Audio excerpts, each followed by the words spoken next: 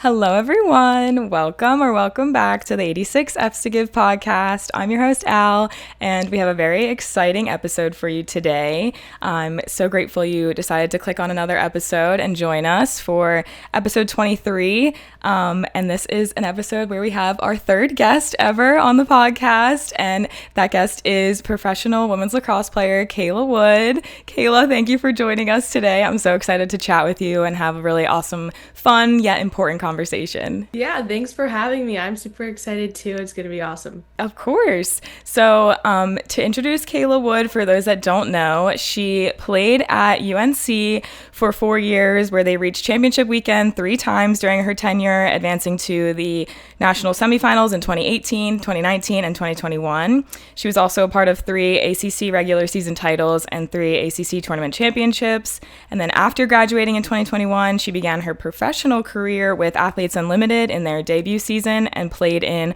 all 4 seasons of the league's existence. And she most recently competed with Team USA in the inaugural Women's Box Lacrosse World Championships, where they won gold, which is really, really cool to see. And then will also compete in the first ever Women's Lacrosse League season, which was announced at the end of 2024. And she will be competing on the California Palms. So how exciting, Kayla. It's going to be so awesome. I'm stoked about it. Also, just cool to be playing for California. So hopefully we can bring more vision there. Yeah, I'm so excited for you all. My mom and I are actually going down to DC in February to watch the first couple of games. So we go to the NCAA championship tournament wherever it is, because it's usually on the East Coast. So it's something my mom and I bond over, watching you guys all play. So we're really excited to see the first season of it. Yeah, I'm excited to see all the players that are going to be playing, all the coaches that will be coaching. It's just a really awesome time for women's sports, especially women's lacrosse. So super excited.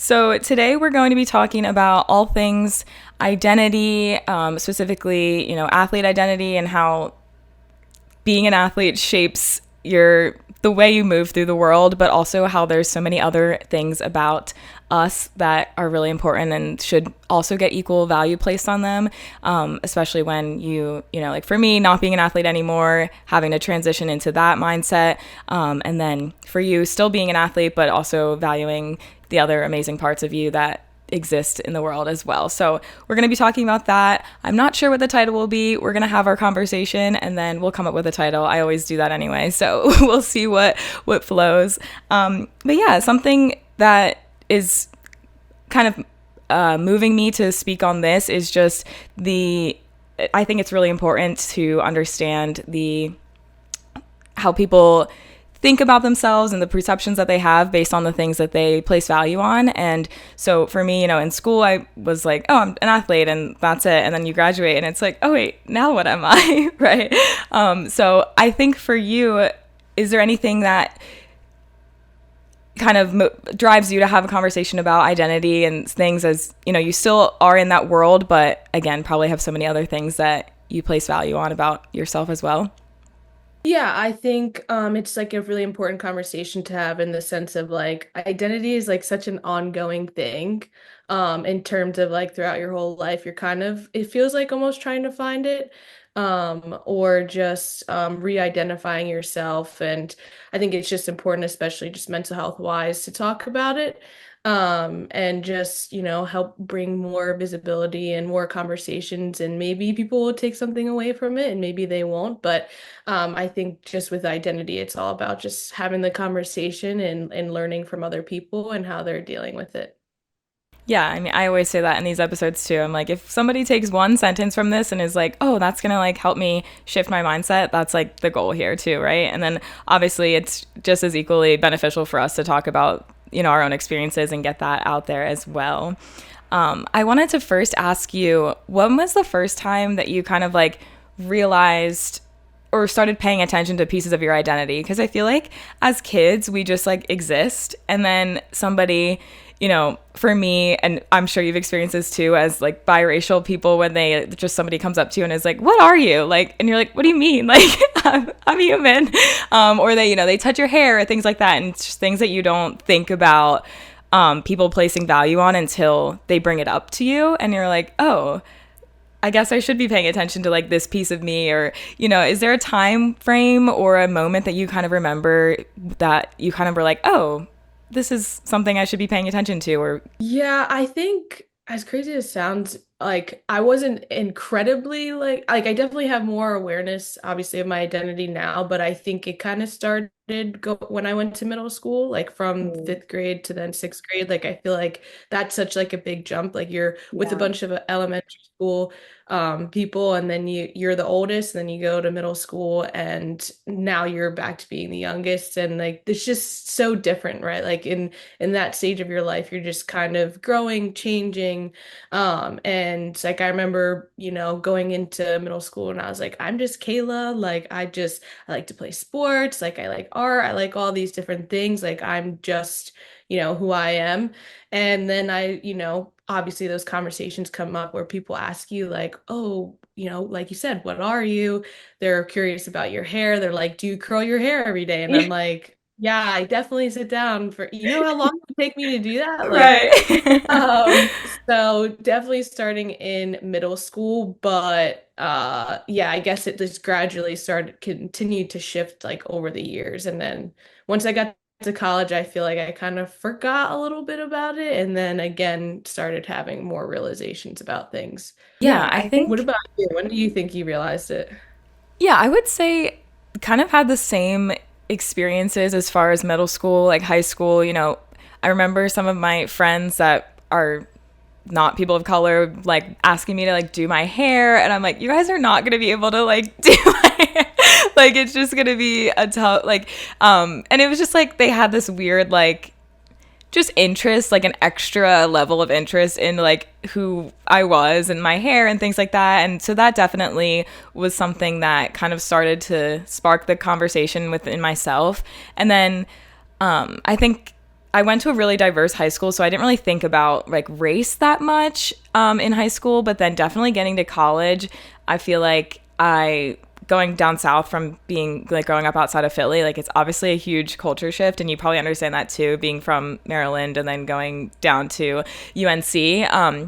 So it's definitely like people just say things and you're like, ah. But I definitely, surrounded myself with different groups of people than maybe I did in high school. I feel like I didn't really have many like black friends in high school. So it was when I got to college and it was a lot of the people I was hanging out with, it's just a different like environment, and the way that they show love is a little like kind of poking fun at people, and like I was like not prepared for that. And so I struggled with that at times where like I wasn't like able to think quick on my feet, and I was like, oh, like I don't feel like black enough to like joke around and like have these conversations and like do this with them. So definitely I think college for me was like the real like sealed the deal, and me being like, okay, I need to like think about this and figure out like what parts of me I value the most, and like it's okay if that doesn't mesh with the other people that I'm surrounding myself with.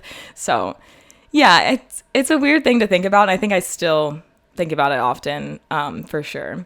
Yeah, it's definitely just like the people part, I think. Like not even necessarily environment or like what like even the race of people, sometimes it just feels like the people, if that makes sense, Totally. like your similarities are like the jokes that you were saying you say. It's definitely the people that sometimes make you more cognizant of it than other. Yeah. For sure. I think that goes back to just like how people were raised, and the different parts of the world that they're raised in and things like that, and just the cultures and things people feel comfortable saying out loud, where in like my house I would literally get sent to my room if I said that out loud, or like you know what I mean, like it's just so different to think about.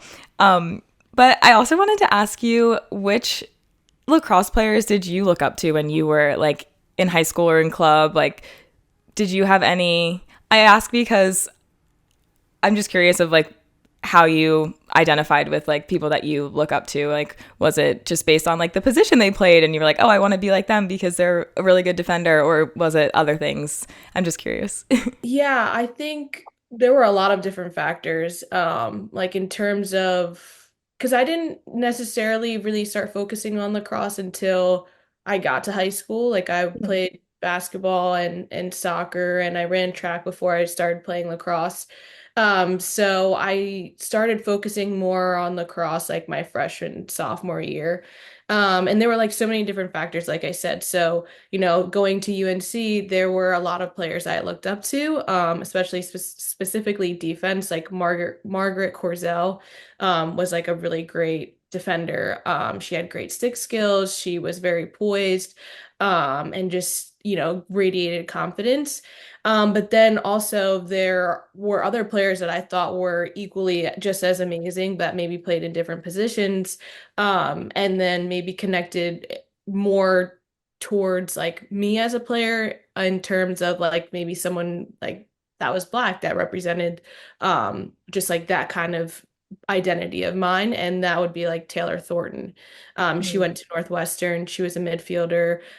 She was really amazing, and I looked up to her for like more than, just the lacrosse piece, but I also thought she was so beautiful, and she was so Yeah. pretty. And I was like, oh my gosh, I want to be like Taylor Thornton. So, yeah, I'd say a lot of different things. What about you? Do you feel like yours played into race and like how you identified in that way, or just like lacrosse? Like, what were your thoughts?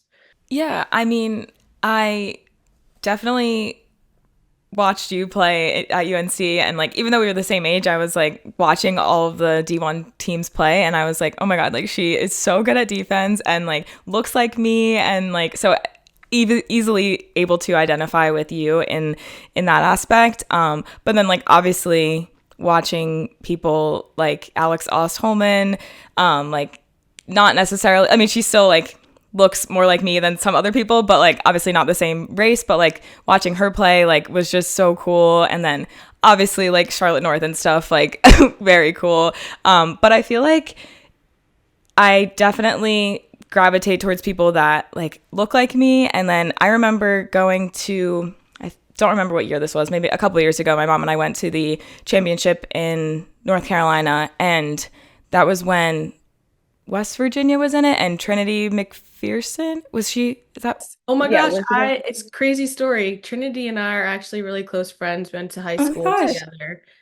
Still and keep in touch. So No way! yeah, yeah. Yeah, So obviously the crossroads so small. you know, seeing her play, she was on. Was it West Virginia? Am I making that up? Or Denver? Yeah, no, I'm making totally making that up. I knew it was like, yeah, there you go. And I remember watching her just like sprint down the field, and I was like, that is how like I played. Like that is how I remember just being like using my speed to my advantage, and I just like really identified with her. And that was after I graduated, but I was like, she is so cool, like just watching her do that. And I even watched her, I got to work a couple athletes in limited games over the summer, and watching her like score was so like insane, and just like it was so cool. So I think seeing people, like it was both for me, like how you said, like seeing people that played like how I wanted to play, but then also just people that look like me. And like you said, you look up to them for more than just the lacrosse aspect. It's like, oh, like they are representing like my outward identity as well. So like you just naturally gravitate towards them as well. So I think it's definitely a mix of both. And I think that's an important piece to mention, that like you can identify with people for so many different reasons. And I know you are passionate about like all the different things that go into identity and diversity. Is there like certain aspects of that that like stand out to you more, or like what would you categorize as all of those like different things, and what maybe like stem that like thought for you? I realize, diversity extends more than just physical aspects, right? Like I feel like especially in the sport of lacrosse, maybe we talk about the physical things, so like race or, more in diversity, but diversity is so much more than that. I mean, I took a lot of sociology classes when I was in college, and just kind of really explored the different avenues of diversity in terms of just like your background, like where you live, like who you grew up with, how many people like live in your household, do you both of your parents like are they still together? So there's so many different things that contribute to not only identity and diversity and also diversity. So I think I like to bring light to the other people that also, have diversity maybe within our sport that maybe we just don't talk about a lot. And again, also another thing too is sexuality. So I know that, pride is also something that's really focused on in sports, which I think is awesome. Like I think it's so important to represent so many different people. Also, those are just, I mean, those aspects are also things that, like I said, aren't physical. So you can't just look at someone and tell, Mhm. how they grew up, where they're from, what their sexuality is. And it's all about having those conversations. So I mean, I've had so many conversations with just different people, different teammates, and just like getting to know them. And it's nice to have people that do have different backgrounds. Because I do feel like in the sport of lacrosse, it seems like there isn't as a lot of diversity, but I think if people just kind of took the time to really like dive deep into things, like you could see that there are levels of diversity that are not as obvious to the eye as we may see it to be. Yeah, that's such a good point. I think I like really value connection and community and like trying to, like you said, like having conversations with people and learning things about them that, right, like you can't just look at someone and see like, oh, their parents aren't together. Like you would have no idea, right? But I think learning that about somebody and then being like, oh, like that's also something that I experienced or whatever it may be. And then you can kind of bond over that. And then that becomes something that like is a way that you can connect with them and use to motivate them in the future. Like the better you know people, and obviously like for athletes it helps you on the field and court and pool and whatever, like to know your teammates and know what motivates them, but also just in life, right? Like being a good friend, it's helpful to have those conversations and know what different things people experience and how to kind of talk to them best. And then you're not like accidentally offending people or saying things that are like, just like things that you maybe don't know that they, saying something, I don't know. I am horrible at coming up with examples of being mean because that is the last thing I want to do. But like saying something and then you're like offending someone because you didn't, have a conversation with them and know that that would upset them. And obviously those things accidentally happen. But I think it's important to have those conversations and do our best to like be the best friend, teammate, coworker to the people around us. So I think all those aspects you brought up are really, really important. I also wanted to mention I just did a training at the NCAA headquarters to become a NCAA one team facilitator, and that's like their LGBTQ plus efforts for staff in athletic departments all over the country. And there was a part of it where they had us talk about identity in the same conversation as privilege. And I thought that was a really cool activity. And they had us like write down all the different pieces of our identity. So like our race, our sex, our like gender expression, our sexuality, all different things, like our education levels. And then you also wrote next to that, like if you see that as a privilege or not. And I thought that was really cool because like to me, sometimes like obviously in society, like maybe being a female like isn't a privilege, but like to me, I think being a woman is like the coolest thing ever. Like I would literally have it no other way. So like I think I kind of wrote yes and no for those, for a lot of the different pieces of my identity of if they are privileges or not, because I think like to me, I try to use them as privileges, but maybe in different rooms and spaces, people wouldn't see them as privileges. And I was curious your thoughts on that part, because I think it's a huge piece of like, I think people tend to feel, or they pay attention to the parts of their identity that they've like been hurt by, or, people have like made fun of them for, but then also how we can kind of flip that and use the pieces of our identity that are privileges to like stand up for those other parts that maybe don't get as, am I making sense?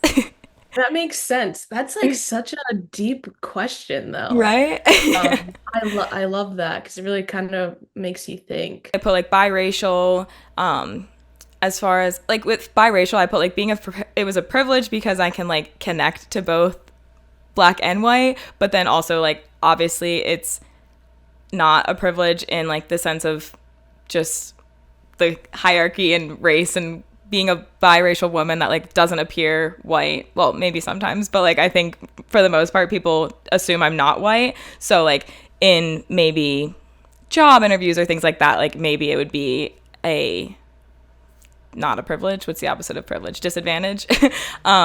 So yeah, I think, are there pieces of your identity that you kind of like are really proud of, but maybe like society thinks aren't a privilege, and like how much of like a,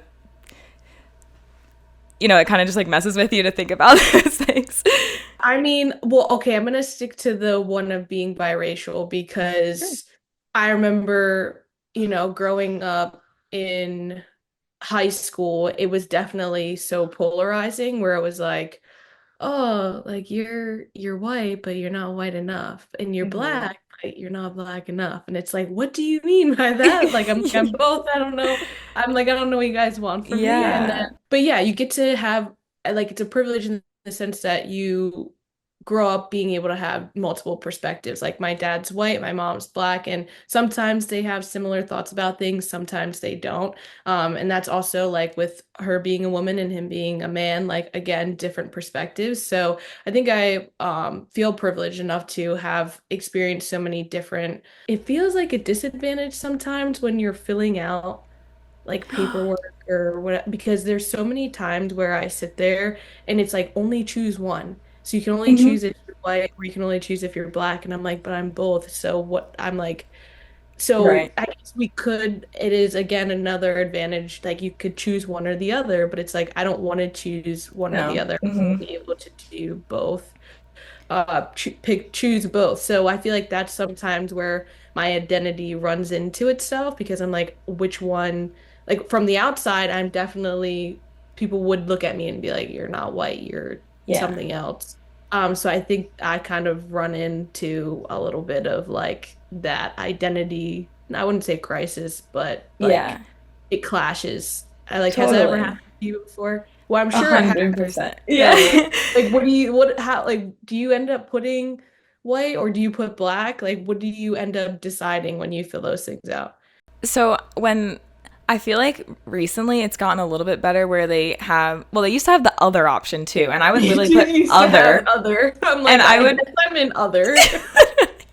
I would put other because I was like, I'm not choosing. But if that wasn't an option, I would put black because it felt worse to like not put black than it did to not put white. I don't know if that makes sense. Like I felt, you know Yeah, what it I mean? Like does. so I felt called to put black because I was like, I'm not just white. Like you know what I mean? So but then now I feel like they do the two or more races thing sometimes, and I'm like, okay, like that's what I am. Like that feels right. So I am grateful that it's Or gotten a more little, sometimes though. So they sometimes it's, still have yeah, to sometimes choose.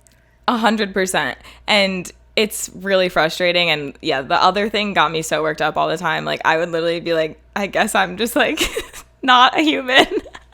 Like it's like, what do you, yeah, no, What do that's you such a do? good point. Like, because I remember it happened, first time was like in high school and I was like filling out like my PSAT or whatever. And I Yes. was like, pick one. I'm like, I should have just left it blank. Yeah. Yeah, you get like -5 points because you can't fill out our Yeah. race. I'm like, I need Yeah. every point I can get. Literally. No, Um, that is probably the first time I remember doing it too. And that's like a handwritten thing. Like you can't just like go on the yes. computer and like type in your other. Like it's literally like you're handing this in to get Yes. like sent into a thing that gets graded. So yeah, no, that is so true. And I think like it's like frustrating because you look at it again as in high school, like I'm just going through my life and it's like, okay, yeah, like I'm just out, like I'm just chilling, like nothing really phases me, and then you get asked questions like that and you're like, wait, what? Like that's something I have to think about and I have to like Yeah. make a decision on, and I'm 14. Like what do you mean? I know. It's just, it really makes you like think. And maybe that's why I'm such a big thinker now, was because Mhm. during certain periods of time, I was like really trying to figure things out. I mean, I'm still trying to figure myself out as a person, my identity, but Yeah. that one definitely initiated those conversations in my head with myself. Oh, 100%. That actually leads me into my next question for you perfectly. I'm curious for you because, like, I knew when I played my last lacrosse game, I was done playing lacrosse just because I went to a D3 school that had started my freshman year and, like, we were not good. And, like, obviously, I knew that that was, and at that time, like, there wasn't really anything else to go to for women's lacrosse. And then Athletes Unlimited got announced, and we graduated the same year in 2021. So I'm curious, like, did you ever have like a little bit of that like identity crisis, like, okay, what am I going to do after college? But then, oh, now Athletes Unlimited gets announced, so now I get to play. But then, like, now Athletes Unlimited is not being replaced, but not existing anymore. But now the WLL is here. Like, is there ever like, it seems like if I was you, I would have like a roller coaster of like identity crises like every couple of years. So I'm just curious, like, it's, Yeah. yeah. How has that been Yeah, for you? like Because you not like, even every couple years. It's like sometimes a few months at a time where right. what I'm like, what is gonna happen? Because to be fair, when I graduated college, I was like, I have no idea what I'm gonna do. And like I went and played in the in Athletes Unlimited for the summer, and then like after that, it's kind of like blank for a while. Like I did a Right. few USA training camps, but they're so sporadic that like there's so much time in between things. And I remember the first, like, the fall after graduating college, I was just like, I just did not feel like myself. And I was like, I don't know why. Like, I just feel so off. I don't really even know kind of how to get back to myself. And I was like kind of going through this identity crisis. Where like I'm not in college, going to Mhm. class, going to practice, lift, workouts every single day anymore. Like now I'm Right. more on my own, having to work out by myself. And just also figuring out like career wise, what am I gonna do?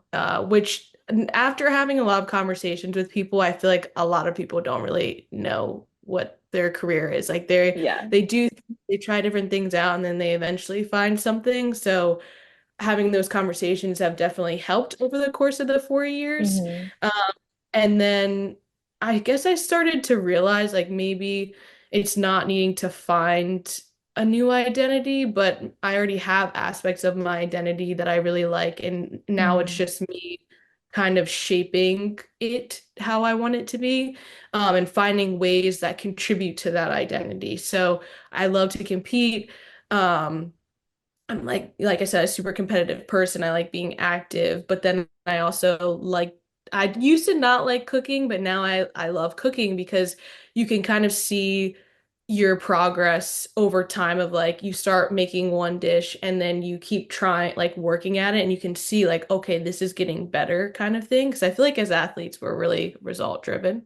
Just finding things that like fuel my identity have I think really helped me out, but again I still think I go through such phases of the like just my identity. So like right now I'm like I'm a lacrosse player. I'm training every day to, go play in the Champ Series in February, but then after that it's like okay, what's next? Yeah. So it's always just kind of like, what's next? What's next? What's next? And maybe that also comes from being an athlete and playing in college. Like there's always something that like you feel like you can be doing. So I'm always trying to just like fill time, like bettering myself or finding new hobbies. But how do you feel like your shift has been from, graduating college and playing and being an athlete to now? What you said all makes like perfect sense. I like can't even imagine the whole like up and down of trying to figure out what's next. And I think it definitely does stem from being an athlete because we just like always are on go. And I feel like I had a similar experience. Like when I graduated, I had no idea what I wanted to do. I actually ended up moving to Costa Rica for the summer to work for, it was just, yeah, it was like 3 months. And then I came home and I still didn't know what I wanted to do. And like looking for jobs while I was in Costa Rica was like the most stressful thing because I was like living this amazing life. And I was like, I cannot be like doing job interviews right now. So I just kind of like put that on hold and then came home and lived at home and figured that all out for like a year. And then I went back to Costa Rica for a second summer. And then that was when I was like, okay, when I come home from here, like I want to have some sort of plan, and I ended up getting my current job while I was in Costa Rica in 2022. But definitely like that year and a half after graduating until I got my job, which is still in athletics. So I think that's kind of like helped feed the itch a little bit of like, being around athletes and just being in the world of athletics. But for that year and a half, I was like, there was times where I definitely was like, what the heck am I doing? Like, I know like I have these passions, but I don't even know like how to turn that into a job. And like, I didn't even like the job title that I have, like, I didn't even know what to be like looking for when I was trying to apply for jobs. And like, luckily I just typed in enough Google searches that I like stumbled upon sports information. But like, I didn't even realize, doing what I do at work was like a thing really, because at my school, like, there was like one SID that just didn't really do much like social media stuff. So like it's so cool that now the world is kind of evolving into like that, and I get to combine my passions of like social media and marketing but also athletics. So now I starting to feel, this is like halfway through my third year of my job, and I'm like starting to feel like, okay, I have some sort of like path that I want to go on. But it took literally like 2 years of since graduation till after going through just random jobs and things. There was a time that I was doing like 4 jobs at once, like just like driving my neighbors to school, and then I was serving, and I was working at a law firm as like the front desk lady, like stuffing mail. Like I was literally doing anything to like make money, and it was like fine. It worked. I got to travel a lot because I didn't have like a full-time job or anything, but like it was stressful too because I'm like, I don't really like any of these things. Like I want to do something that I'm passionate about. So I totally get the mindset of being in like, what's next? Like how can I, make my dream life a reality? And it's stressful, but definitely trying to just like go day by day and figure out, right now in this stage of my life, I like this. Maybe at one stage when I like have a family, I'm not going to be wanting to work every Friday and Saturday night. So, figuring out what that looks like down the future. But for now, I'm having fun, and it definitely was a journey to get here, but proud of where I've gotten to as far as career wise. So, yeah, thanks for asking. Yeah, I think that's so awesome though, and like want to highlight those like just those different pinpoints that you're talking about in terms of like you did so many things within the time from graduating to now, and you've like, figured it out. And also mentioned like, I don't know if this is what I'm going to do forever, but that's okay, Mhm. and I'm okay with that. And that's something that took me is I still kind of struggle with it sometimes, is being like, let's just focus on right now. And Right. then whatever happens later on will happen. And my dad like is really good at helping me with that because I'll be like, I'll like go through this whole thing where I'm like, oh my gosh, dad, I'm so stressed. Da, da, da. And then he's like, Kayla, just focus on one thing today. You're about to go to the gym, focus on going to the gym and going and working out and like going through the day.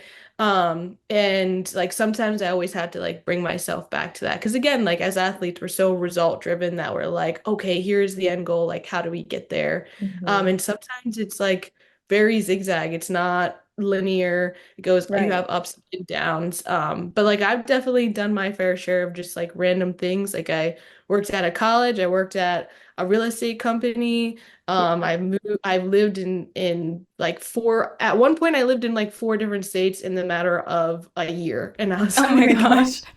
so um I think I'm like starting to get to the point where I'm like, okay, like I'm been traveling a lot and like I'm ready to just kind of sit down and be in a consistent place. But who knows? Maybe I'll move to a different country. Like there's just no telling like what happens in life. And it's like Yeah. so life's so long that I think sometimes we just get caught up in, trying to just get to the end. And it's like we still have so much time left. Right. Right, We're we're literally literally so so young. young. We are, yeah.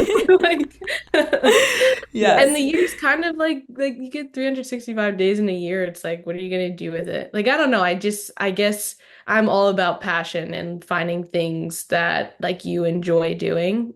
Which I Mhm. know with everything, like there's gonna be things you like and dislike, but I feel like a lot of the time, like our parents' generation just kind of did things and they just did it just to do it. And I'm like, I don't know if I want to have that same path, you know? That's such a good point. I think that's really true. I even like my mom. like had a career change when I was like 16, and like now she's a therapist and like absolutely loves her job and was probably meant to do that her whole life but like didn't at first, and then was like, had a career change when she was like in her 40s or whatever. And so like I think, yeah, maybe even older. No, yeah, probably around then. But like it's just so cool to see people take control of their lives and their passions and find a way to like make that their careers. And I think that's inspiring to me to see people do that. And so it's cool to be like trying at the very least to do that for myself. um Yeah, I think you're yeah, crushing it. I mean, you thank started you.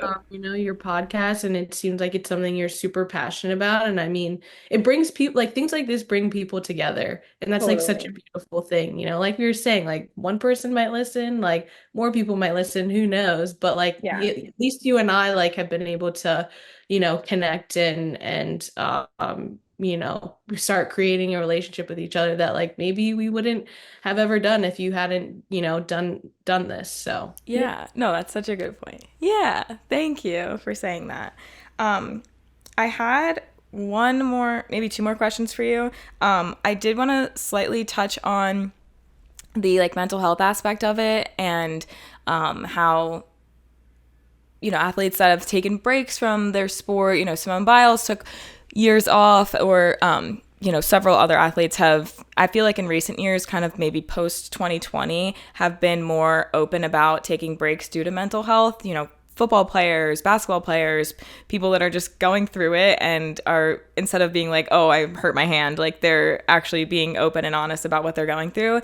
And I'm curious, like your thoughts on just, obviously it's so hard physically and mentally being an athlete, and I know like the sliver of it from being a D3 athlete, but like going to UNC and then playing professionally, like what is your perspective on, you know obviously I'm sure you think I know you think mental health is important, so like how do you balance taking care of your mental while also doing things that you have to do physically for to like keep up with the sport of it all? Yeah, I mean, like you said, it's all about balance. And I think sometimes the scale sometimes isn't always like equal, right? Like there's Mm-hmm. sometimes like I'll think specifically towards the World Cup that we just had in September. Like I went through so many waves of emotions, and like it was stressful. I mean, it was the first it was the inaugural women's box lacrosse world championship, and I was also a captain. And like looking back, I'm like, oh my gosh, I was like stressed for no reason. But like at the time, everything feels so real.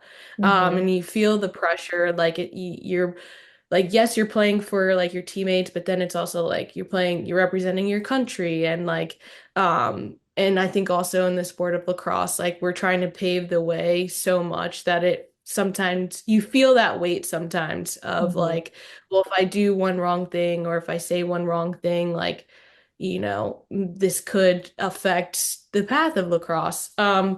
So I think for me, it's just focusing. It's honestly sometimes taking a break from lacrosse, like taking the time to just not think about it, to maybe go on like a long walk, or like I said, I like to travel. So the past like month, I've been able to kind of just like be in the moment and like enjoy going on hikes or being with my family, and just having like a good support network. But we talk about other athletes that have had also dealt with like mental health struggles, and like people don't really know, I guess, how like necessarily like what to look for or how that feels. Because as an athlete, you go out into the field and you have to, present yourself in a way that like you're confident and like kind of like fake it till you make it kind of thing. Mm-hmm. But I think now that like more people are talking about it, I think that at least is helpful for me. Like I think sometimes I felt alone with like anxiety, like I'm like stressed about like what if this, what if that, like what if I don't play well, or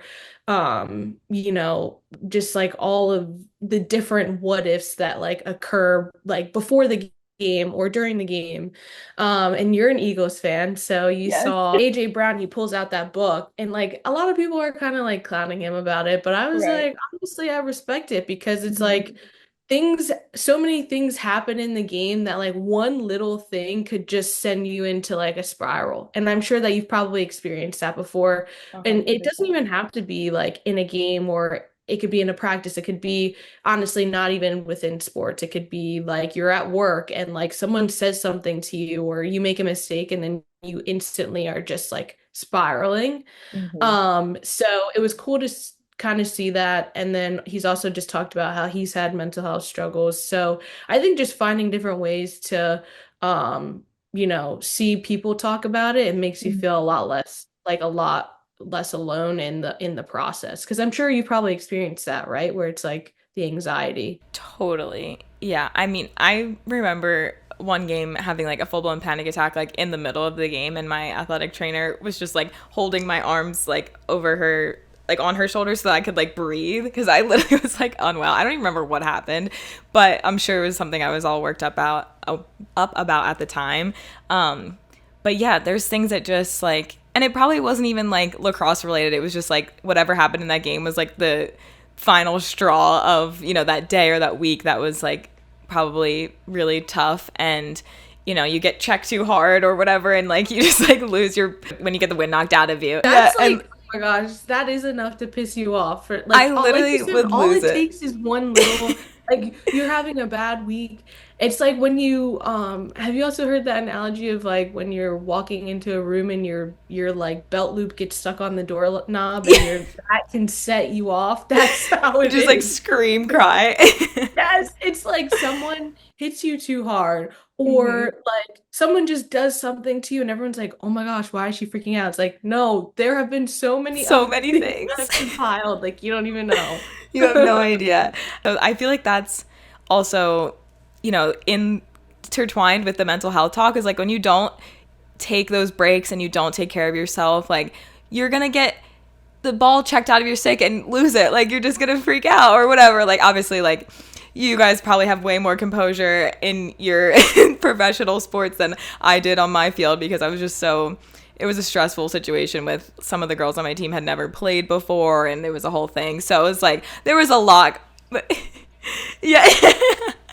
So it was like tough sometimes, and it would just come out via tears, and Practice probably felt like work. 100%. Yeah. Like you had to be, I mean, I know that's how it is for everyone, but like definitely it feels it in different ways. Like you're like, oh my gosh, there's people who probably don't have great stick skills, and Yeah. I have to not freak out when we don't catch the ball. Right. It was a definitely a test of my patience and yeah, patience for sure was like probably the biggest takeaway and just being giving people grace and giving myself grace.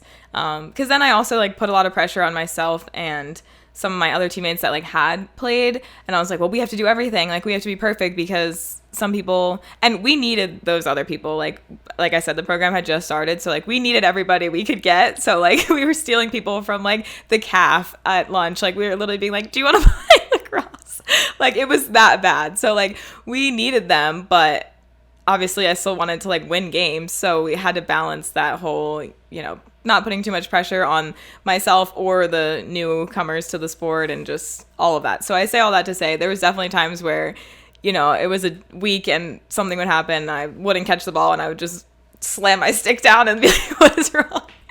But, Yeah, it's so frustrating. Like yeah. especially when you hold yourself to like that high of a standard of like perfection, which in sports there's no such thing as perfection, Right. but sometimes like you're like, no, I want to be perfect today. And Yeah. like sometimes it's just, I mean, I know for me, like I definitely have set unrealistic goals of like be perfect today, but that's like not gonna happen.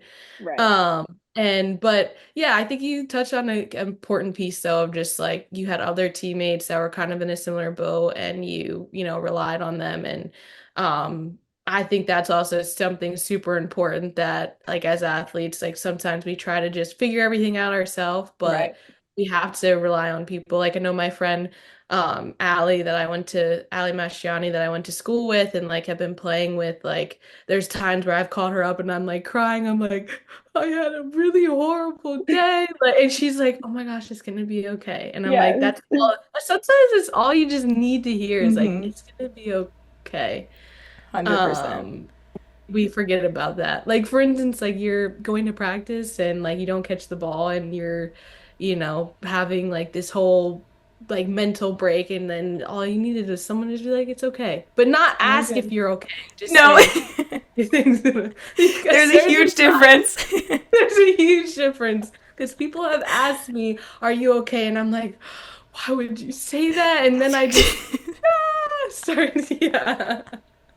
100%. That is That's a the huge worst. difference. A Yeah. huge difference. That's why I don't ask people anymore. Mm-mm. Like, or if I do, I make sure it's the right setting because all it takes Yes. is for someone to ask you and waterworks. 100%. 100%. I've been guilty of both, being the one that just cries when people ask that and then asking that and being like, oh, I should not have asked that I right should now. not Like, have yeah. asked that.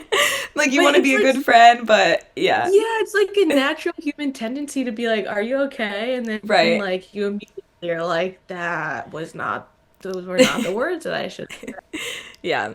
No, that's like hilarious, but so true and so valid. Like telling people that it's going to be okay is much better than asking them in the moment, in the middle of practice, if you're okay, right? Like In the it's middle of not the time. practice.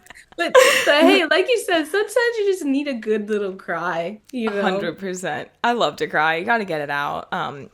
But yeah, I think mental health in athletes is like something that's been so talked about recently, which is awesome. I know at Arcadia where I work, we have like the hidden opponent chapter, and I've helped out their group, with different social media things and events that they've ran. And it's so cool to see that that's like a thing now. I feel like it started like when we were in college. I feel like, I don't know when the hidden opponent like launched, but I feel like it was a big topic when we were in college of like people, ending their lives due to like the pressure and things like that. And like it's something that just there shouldn't be such like a taboo around talking about it. And I think like having conversations like this where we like joke about, asking, like I think that's so important because it doesn't have to be like this big deep thing that like we talk about mental health. Like we can just like joke about like, yeah, we cry when we like, something happens and like we're just frustrated. Like that's like I think human, and it's something that it's like important to talk about. So I think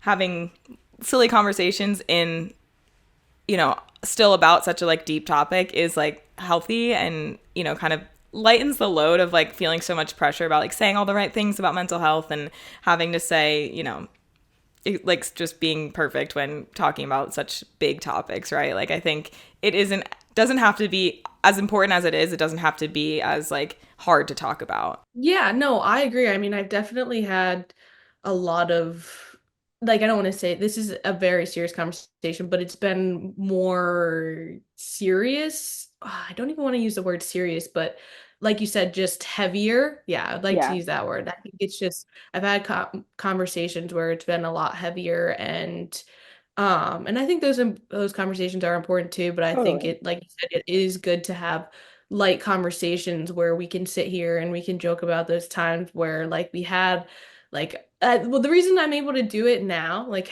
Yeah, have a conversation and laugh about it now is because I'm like, oh my gosh, some of the things that I would be so upset about really were not as serious as like there's so totally. many things that go on in life where I literally freaked out because I didn't catch a ball or whatever and Right. I'm like it wasn't even that deep. It wasn't that serious. No. Um Yeah. and but I'm also just a person I love to laugh. I love to be positive and I think that sometimes it is important to like have those positive conversations around Totally. mental health like you said. Yeah. Because sometimes I don't want to cry. Right. Sometimes I would like to laugh it off Totally. and Yeah.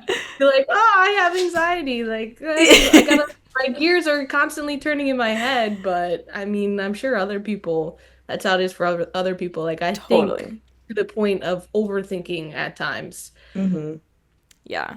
I think you brought up such a good point. Like the reason we're able to laugh about it is because we have gone through it and realized, okay, like I will get through whatever is causing me that anxiety. And like, it's something that it's funny because it's relatable. Like we all went through that in college and like it's obviously not funny to struggle with mental health, but like it's when we reflect on it, it's like, okay, I actually like was just listening to like the crazy things my brain was telling me, and I actually was completely fine, but my brain was, making things up that I didn't need to believe in the time, but I did, and that's okay. But now I know, like, okay, when my brain tells me I'm a horrible lacrosse player because I can't pick up a ground ball on the first try, like that's not true. Like and now we're It was able to so be like, like dramatic. Like your yeah, brain's being dramatic to you. It's so like because I've dramatic. had those same thoughts where I'm like, oh Yeah, my gosh, I'm poor about lacrosse. I Da, da, suck. da, da. Like I suck.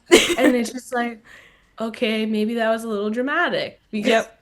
it was a little, And like yeah. obviously you don't suck, right? Like yeah. Yeah. So yeah. So, and like, I mean, I'm sure you talked to maybe some of your old teammates. Like, I've talked to some of my teammates, and we have these conversations where we're just like, oh my gosh, dude, I can't believe, like, I'm an adult now, and I was worried about like showing up to practice. I'm like, take me back. Let me only Right. focus on showing up to practice and not to Totally. worry about doing my taxes or, Paying whatever. rent.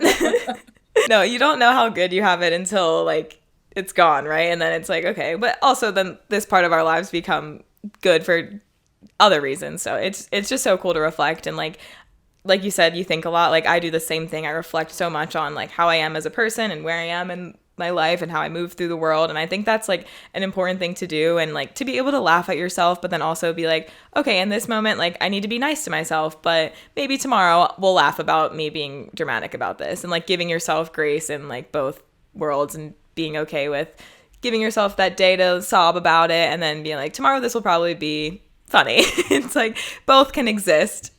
I've been able to, now that I'm like really been focusing on it, I've been able to like cry, and like while I'm in the middle of the crying, I'll have a thought to myself where I'm like, I know that tomorrow I'll be over, but for now, right in this Yeah. moment, I need to just cry, you know? A And that hundred goes back to percent. what we were saying, like being present and just Yes. focusing on day by day and like moment by moment. And yeah, like I think now that I've realized that those moments don't last forever, it's made everything so much easier. I mean, don't get me wrong, I still have, Yeah. anxiety and mental health stuff, but like it helps to know it's not going to last forever. Totally. Yeah, I think that's such a huge message for anyone listening. Like, it will get easier. Like, even if that takes a year or 2 years, whatever, like, knowing that, like, if you do put in the work to, like, get through whatever you're going through, like, it will get easier, and leaning on your people. And then, again, if that's tomorrow, you can laugh about it. In 2 years, you can laugh about it. Whatever it is, like, you will get through it. And I think that's such a huge and important point that you just brought up. Yeah, I think those are all my thoughts, and I was yeah. Do you have any final pieces of advice you want to share to young athletes or just people in general? I think most of the people that are listening to this are around our age as well, so I don't know if, but I'm have a feeling with your name attached to this, we might get some younger, like aspiring lacrosse players listening. So hopefully, if they're listening, do you have any thoughts on just where they should, you know, place value and not be so hung up on placing value on how they are as an athlete, but also just like how they are as a human? Yeah, I mean, I think the biggest lesson that I've taken away from the past 4 years is that like good things just take time. And Mm-hmm. sometimes it's just hard to, trust the process, but the process just takes a while. And like again, with just identity and mental health, it all takes time to work through. Like it's not something that you just wake up and the next day you have all the solutions. Like sometimes I don't have the solutions to everything, but I'm Mm-hmm. like, I'm gonna figure it out. And then yeah, just like not taking things take things a little bit more lightly. Like lacrosse obviously is like a big part of my identity, but it's not my whole identity. Mm-hmm. And one day, like I'm not going to be a lacrosse player anymore. So just having fun with it and realizing that there are other good aspects and things about me that are not just a part of me being a lacrosse player. I think that's beautiful advice. Um, I second all of that and completely agree with you. And I'm really proud of the conversation we had today. I think there's definitely some key pieces in there that I think people can really hold on to and hopefully kind of change their perspective or help start their conversation about how they identify and what they place value on within themselves. So thank you so much for joining me today. I'm just like so grateful. This has been so fun. Yeah, thanks for having me. I mean, I'm just feel super appreciative to just even be on here and just be having this conversation and that you've taken the time to be like, "Hey, like you want to come and chat about some things?" Yeah. So I appreciate you for just reaching out and doing that and maybe hopefully this won't be my last time. Fingers crossed. No, Hopefully I that'd be made a good so fun. impression. Yes. Oh my gosh, 100%. Well, thank you all for listening. Go follow Kayla on Instagram. I'll link it in the description of the episode. Follow 86Fs to Give on Instagram. TikTok is no longer with us. I'm so sorry, everyone. So hopefully, maybe by the time this episode comes out in almost a week, TikTok might be back. Who knows? So follow us on there if it's back. Subscribe on YouTube. Fingers crossed about TikTok. But yeah, follow us on all the things. And if no one told you recently, I love you and I'm proud of you and you're kicking life's butt. And hopefully we will see you all in the next one. Thank you so much, Kayla. And yeah, bye guys.